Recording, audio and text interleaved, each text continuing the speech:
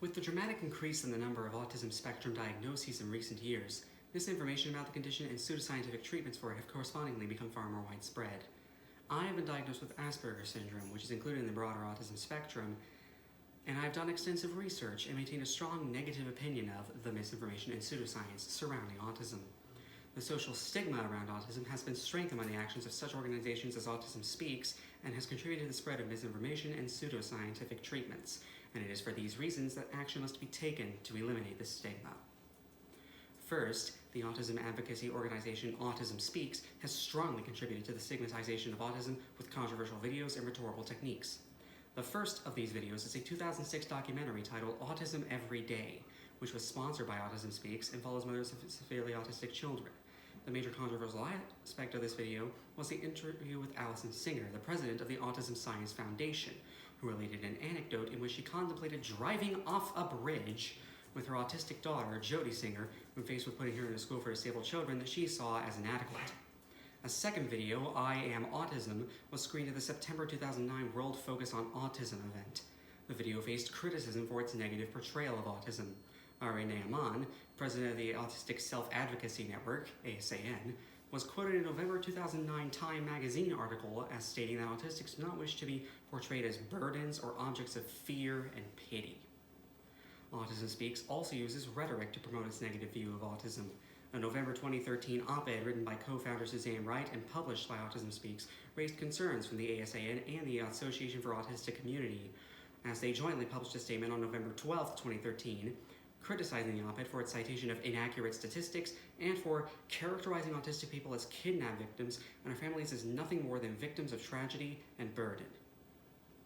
Though the current scientific stance on the cause of autism is that it is predominantly genetic, many other potential causative factors have been proposed and subsequently discredited. One of the most enduring of these concerns, despite its lack of scientific basis, is the purported link between the MMR vaccine and autism. This view can be traced back to a 1998 paper authored by Andrew Wakefield and 11 co-authors and published in The Lancet. However, following the discovery of severe ethical issues with the study described in the paper, The Lancet fully retracted it in 2010, and Wakefield was struck off the United Kingdom Medical Register that same year. Another concern related to vaccines and autism is the proposition that thimerosal, a mercury-containing preservative once used in multi-dose vials of vaccines, is somehow connected to autism. The Centers for Disease Control and Prevention, CDC, and the American Academy of Pediatrics, AAP, requested in 1999 that vaccine makers remove the substance from their vaccines purely as a precautionary measure, and it sees very little use today in the United States and the European Union. Furthermore, in 2004, an independent expert committee established by the U.S. National Academy of Sciences Institute of Medicine published a report in which it concluded that the evidence favors a rejection of a causal relationship between thimerosal-containing vaccines and autism.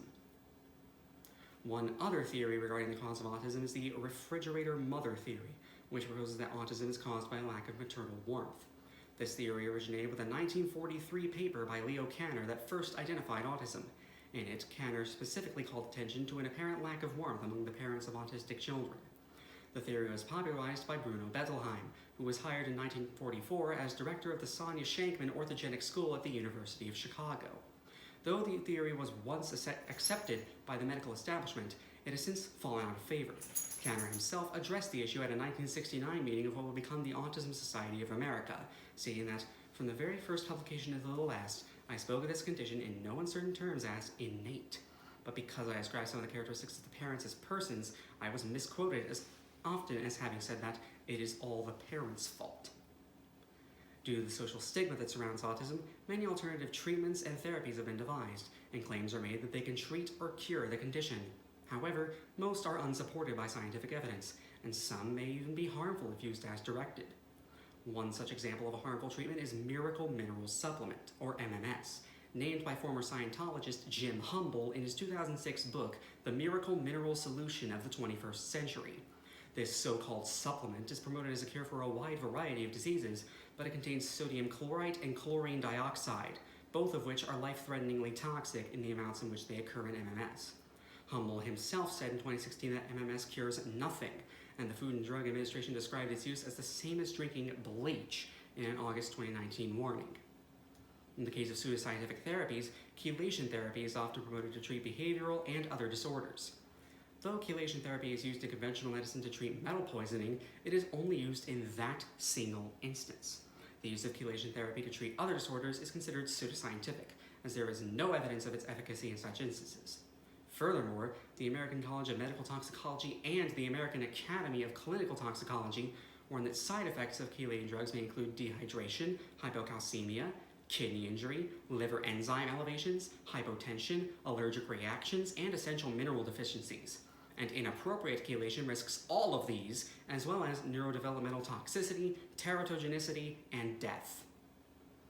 Another treatment with legitimate medical applications that has been falsely promoted to treat other conditions is luprolide, also known by the brand name Lupron.